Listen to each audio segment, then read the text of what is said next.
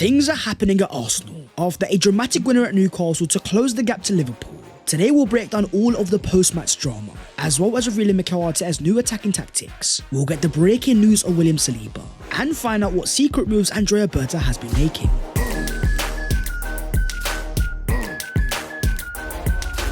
Yo, what is going on, guys? My name is Basketball and welcome back to your boys channel. Still on the high after the last minute victory against Newcastle, but of course looking forwards, there's a lot of things to break down. So as per, smash a like on this video if you do enjoy, and subscribe to the channel if you are new, helping your boy on his road to 300,000 subscribers. But starting off with the post Newcastle drama, after a 96th minute winner against Newcastle at St James's Park, Gabriel Magalhaes rose highest to secure Arsenal's 3 gargantuan points. A game that going into it, Mikel Arteta had a very clear agenda. When asked on letting the handbrake off against Newcastle, Arteta said that we are going to try and be as dominant as we possibly can, with a lot of attacking players and attacking threats, and create various ways. Because it's not only one way. Go to one of the toughest away grounds in the league, dominate possession, make more chances, have better shots, and more importantly walk away with 3 massive points. This was a moment where we finally found out how serious Arsenal and Arteta are in their title chart, and more importantly even for Gabriel Magalhaes. That is now a goal at Anfield, the Etihad, Stamford Bridge, Tottenham Hotspur and St James's Park. The celebration itself was intriguing, not only quieting the Newcastle fans down, but with his hand behind his back. Was that a reference to Walter Marde, the man that of course rejected a handshake earlier in the game? When it comes to Gabriel and proving a point, this guy is one of the best centre-backs in the world, but the thing that we need to focus on is more the Arsenal attack. In the first league game that we have seen Gyokeres start as Arsenal's number 10, we once again saw another Mikel Arteta evolution, with Eze's ability to play one-touch passing, as well as thriving in tight spaces. Not only were Arsenal more direct, we were also more fluid. Take for example this moment in the 13 minutes. Eze picks the ball up deep in his own half, but fires the ball in behind to Bukayo Saka. With Gyokeres anticipating a run in behind, Arsenal generates an opportunity that leads to a penalty. In the space of just one pass, we are now able to go from back to front. A level of directness brought by Gyokeres starting as our number 10. We finally have a profile. When compared to the profile of Martin Odegaard, who's far more than number 8, there is a reason why Arsenal were able to create more chances. Even up against a mid-block, the fact that we have a number 10 now able to receive the ball under pressure, with the decision making to find passes in behind, Arsenal have become a lot more incisive. With Eze even saying before the game, Mikel Arteta is already making him better, saying that I've only just started at Arsenal and I feel like I'm being pushed, and my mind is being stretched, and for me that is where I want to be. I want to live in that place of getting it, but not getting it and being able to work, and not pray but also be myself. We then look at Eze's heat map for the game against Newcastle. And what you'll notice straight away is the amount of freedom that Mikel Arteta gave him. Knowing that he's now got a player that's comfortable all across the field, the main reason for Eze being so dangerous is the fact that he has so many different strengths in his arsenal. With even Bukayo Saka saying after the game, Eze was unstoppable today at times. I was speaking to him in the changing room. That first chance, not many keepers saved that. That would have topped it off. He's a really exciting signing and I'm really happy to have him on our team. But he wasn't the only Arsenal player that changed the game, because with just 8 minutes remaining, we saw a game-changing cameo from Martin Odegaard, a performance that was a reminder to a lot of Arsenal fans. This is still a very top player, but when used in the right environment, floating outside of the block and finding passes in behind, Martin Odegaard is a player that is not as good at receiving as he is providing. The main example of course being that pass to Miles with Skelly. Execution perfect, the weight perfect.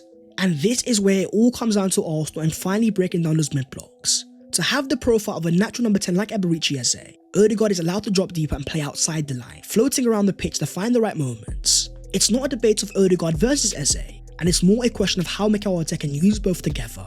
Whether it's starting Eze on the left hand side and Odegaard starting as the number 10, as long as they're able to occupy the right spaces, Arsenal will finally have a consistent solution to break down mid-blocks. So even when teams park the bus and have no intent to play, with this level of quality we'll find a way to break you down. Because we're looking at Arsenal's open play XG per game. Having peaked in 2023-24, it went down last year and got even worse this season. But with the context of missing Martin Odegaard and Bukayo Saka, alongside Gyokeres adapting, these are numbers that I expect to change when you've got your creators playing. And as pointed out by the hand of Arsenal, Miles with Skelly, Odegaard, Saliba, Martinelli and Moreno all came off the bench, with Max Stauman, Ben White and Norgard not even coming on, Havertz, Jesus and Kapi and Madueke to return. Read all these names. They were not picked for one reason or another. Our options are crazy. But now let's focus on the Arsenal striker Victor Gyokeres, and the narrative that I believe is completely wrong. With 3 goals in 6 games so far this season, when looking at his SofaScore numbers, yes you see 5.9 and 5.8 ratings, but thankfully as football fans we also have eyes. Watching the performance yesterday at St James's Park tells you a completely different story. A striker far cleaner in his hold-up play, not only able to keep the ball higher up the pitch, but also get the likes of Bukayo Saka and Gyokeres in dangerous positions. Forget about the numbers, yesterday was one of Gyokeres' best Arsenal performances. And as perfectly said by Mark Ogden, you can't question the spirit of Victor Gyokeres.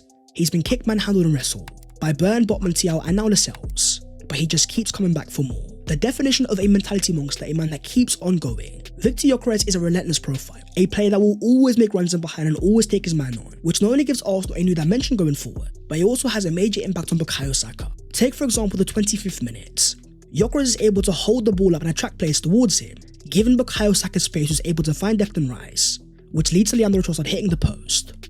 With profiles like Eberici, Eze and Victor Gyokeres, Arsenal finally have other attackers that will attract players towards them because they have a natural gravity. Teams don't want to give them space because they know they can hurt you as well. Yesterday was dramatic and the final scenes were beautiful, but for me the most impressive thing was not the fact that we came back from 1-0 down, it was the fact that we were still making chances even up against a deep block. Finally learning how to play more and more to Victor Gyokeres' strengths, a player that is also adapting more and more to his teammates. As Gary Neville said after the game, there are only 2 teams who can challenge for the league this season, and Arsenal of course are firmly one. But in terms of the opposition, Liverpool, after losing their first game of this season against Crystal Palace, Eddie Nketiah crashing in a 97th minute win. You look at the XG at halftime going into that game, the fact that Palace were able to create 1.83 XG, they could have easily been 4-0 up and Liverpool are very shaky, which does make you wonder going forwards. Having seen Liverpool bottle multiple 2-goal lead, concede chance after chance and now finally be punished for it, where in 2024-25 the defence was decent, with the likes of Gyokeres and Frimpong, it looks like Liverpool's defence has got significantly worse. So according to the XG philosophy, Arsenal now have a 44% chance of winning the Premier League title, and Liverpool have gone down to 35%. They are just stats on paper, we need to have context behind it. But when you look at the next 5 fixtures for Arsenal and Liverpool, Arsenal have West Ham, Fulham, Crystal Palace, Burnley and Sunderland, while Liverpool travel to Chelsea, United, Brentford, Villa and City. All eyes now turn to Mikel Arteta. We can't control Liverpool's games, but the next 5 games favour Arsenal massively, but also games that we found tricky last season. If Mikel Arteta can get his tactics right, play the right level of football and release the handbrake, this Newcastle result could be a preview of the type of football that we're about to get. Moving on to Arsenal's pending announcements, and starting off with the future of William Saliba. After the scenes against Newcastle celebrating alongside Gabriel Magalhaes, another reminder to Arsenal fans of how big an Arsenal fan we have in our team. As already confirmed by Fabrizio Romano, Saliba is set to sign a new contract at Arsenal, valid until June 2030, with even the reliable hand of Arsenal confirming after the Newcastle game. See you at the Saliba announcements, replacing the S with a 5. A 5-year contract is on the table and Mikel Arteta himself is also very cool, confirming before the game. I was quite direct with Saliba, because when you hear that noise, you can understand there are certain expectations. When I saw that with William, I asked the question. He said, no, I want to stay here. I want to play here for you. Then we got the official announcement, as Arsenal revealed the moment that we've all been waiting for. William Saliba putting pen to paper alongside Mikel Arteta and Andrea Berta. As confirmed by the hand of Arsenal, when Real Madrid approach again in the summer, Saliba was direct with his desire, and that is to remain at Arsenal. Andrea Berta just re-signed a generational centre-back to a 5-year deal in the prime of his career. Speak on it. With even Saliba saying on Mikel Arteta, the boss is one of the best coaches in the world. He has helped me a lot, him and his staff, so I'm happy to have him as a coach. I am 24 now, and I think I haven't reached my peak. I have a lot of things to improve, a lot of things to give to this team. And I know the coach and the staff will help me become the best, or one of the best defenders in the world and win trophies. A boyhood Arsenal fan living the dream. As Saliba says on the Arsenal fans, I have a special connection with them. Even when I was alone, when I was not playing here, they would send me messages to say, one day you will play for this club. You don't have to give up. And I will never forget this. A man that arrived at Arsenal as a boy under Unai Emery, after years of loans away and people questioning if Mikel Arteta will finally trust him. 2022-23 was the year. Saliba arrived at Arsenal and completely changed everything. 3 consecutive years of being in the PFA Team of the Year. In 104 games since making his debut in 2022, he has a whopping 67% win rate, averaging a fantastic 2.2 points per game. He's also a man that's always been adamant that he's a big Arsenal fan from a young age. Confirming to Sky Sports recently when asked about his first Arsenal memory, Saliba said, my first shirt. My mum brought me an Henry shirt and I wore the shirt a lot. Where I'm from, there's not a lot of Arsenal fans. They prefer Madrid and Barcelona, but for me, I was a proper one. Set to commit his long-term future to Arsenal in his peak years. Alongside Gabriel Magalhaes, Arsenal fans are feeling very blessed. But the fact that Saliba wasn't even starting against Newcastle, because of how much Mikel Arteta trusted Christian Mosquera, the fact that Arsenal now finally have other options, will only allow Saliba to become an even better player. No more forcing him back from injuries. With Christian Mosquera, Arsenal fans also feel safe. But now the question goes towards Andrea Berta of who do you have next? And is it going to be the future of Bukayo Saka? As already confirmed by the reliable Sam C, Bukayo Saka has agreed a new long-term contract at Arsenal. All that is left is official paperwork and the announcements. A report that came out back in April though, when it comes to Mikel Arteta more recently, on Saka's new contract he says, I will love that. It's a player that's extremely happy and proud to have the role that he has. Things will develop naturally Everyone knows how important Bukayo is for us. Hopefully we can do that. Saka is a player that I also believe will sign a new Arsenal contract. But you know what, I also want to give flowers to someone else. Let's talk about Jurrien Timber and give him a salute. After another stand-up performance against Newcastle, where he completely dominated that right-hand side. Having signed for Arsenal back in 2023, Timber is currently earning around £90,000 per week, but having seen his level of consistency over the past 2 seasons. Look up the likes of Vinicius Jr. at the Bernabeu. I wouldn't be surprised if Andrea Berta saw that, and Andrea Berta will be watching and he'll look at that. Seeing how important Timber's becoming Arsenal's most consistent player post ACL injury, I can't be the only Arsenal fan thinking Timber also deserves a brand new bumper contract. But in terms of Arsenal and what's happening elsewhere, according to Ihsan Khan, new Arsenal board member Otto Mani will lead the charge to expand the Emirates Stadium, having played a central role in building. A modest increase of a few thousand seats is the most likely route due to the structure and the location. But Andrea Berta himself is focusing elsewhere, as according to reliable Sam C, Arsenal have watched Pablo Garcia, Bazuma Toure, and Bahoya in recent weeks. Club scouts are also active across Scandinavia, with Andrea Berta's influence on scouting and data growing, having seen his ability to secure a deal for Christian Mosquera for just a fee of £13 million. It seems that the Arsenal board are giving Andrea Berta even more trust.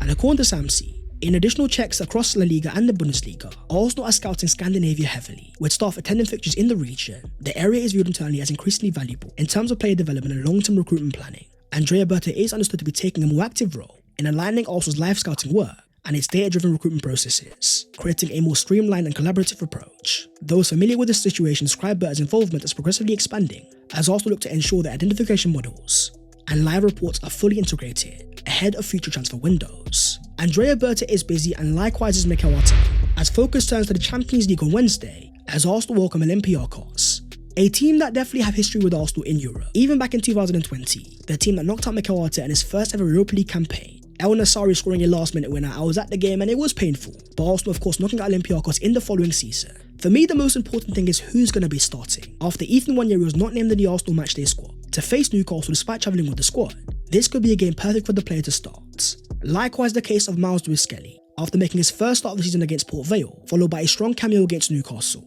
I do wonder how strong is Mikel Arteta going to go. After a matchday 1 victory against Bilbao, we are still very early on in the Champions League and you can't mess about. So for me, I think Mikel is going to go strong, with room for the likes of Martin Odegaard and Eberici Eze. The beauty with the Arsenal squad now is, no matter who starts, Arsenal are still going to have strong enough players to get themselves over the line. But that is the video there and there, so hopefully you guys have enjoyed. If you have, don't forget to smash a like and also subscribe to the channel if you are new. If you want to follow your boy on all of the social medias, and the links are down below in the description. But that was all of your latest Arsenal news today, ahead of a massive game against Olympiacos. It is Champions League matchday number 2, the first at the Emirates Stadium, and a chance to make yet another statement and continue our progress, my friends. I will see you next time. Take care and in a bit.